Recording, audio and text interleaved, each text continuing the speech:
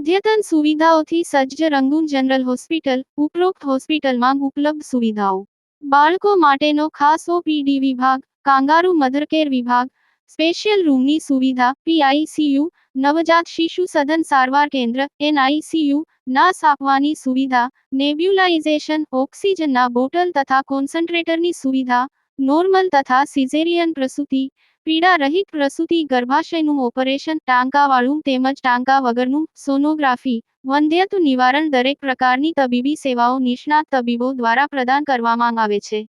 સરનામું: રહાડપોર ગામ પાસે, તાલુકો, જિલ્લો ભરૂચ. જંબુસર નગરના જલાલપુરા વિસ્તારમાં ઉભરાતી ગંદા ગટરના પાણીથી રહીશો પરેશાન થઈ રહ્યા છે. જંબુસર વોર્ડ નંબર 3 જલાલપુરા વિસ્તારમાં ઉભરાતી ગટરનો સિલસિલો યથાવત રહેતા જલાલપુરા ભાટુજી મંદિરની પાસે રોડ ઉપર ગંદા ગટરના પાણી વહે છે. લોકોને દર્શન કરવા માટે મુશ્કેલીઓનો સામનો કરવો પડે છે.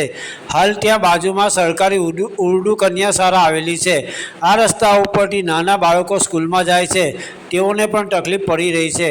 દુર્ગંધ મારે છે. ત્યાંના રહીશો દ્વારા વારંવાર જંબુસર નગરપાલિકામાં લેખિત મૌખિક રજૂઆત કરવામાં આવી હોવા છતાં પરંતુ પાલિકાના અધિકારીઓનું પેટનું પાણી હાલતું ન હોવાની લોકમુખે ચર્ચાઓ થઈ રહી છે. ત્યાંના રહીશોને બીમારી થાય, સ્વાસ્થ્ય બગડે તેની ચિંતા થાય છે. રહીશોની માંગ છે કે વહેલી તકે ગટરની સમસ્યા હલ થાય તો રહીશોને રાહત મળે. યાકુબ પટેલ, ભરૂચ. રેડી. મારું નામ ફઝલ અલી અહમદ અલી સૈયદ વોર્ડ નંબર 3ની અંદર હું રહું છું. જાતે હું લૂલો છે, બરાબર. હવે એની અંદર એવું છે કે જવા આવવાના રસ્તાની અંદર પાણી ગટેરની એટલું નીકળે કે જેનો કોઈ હિસાબ જ નથી.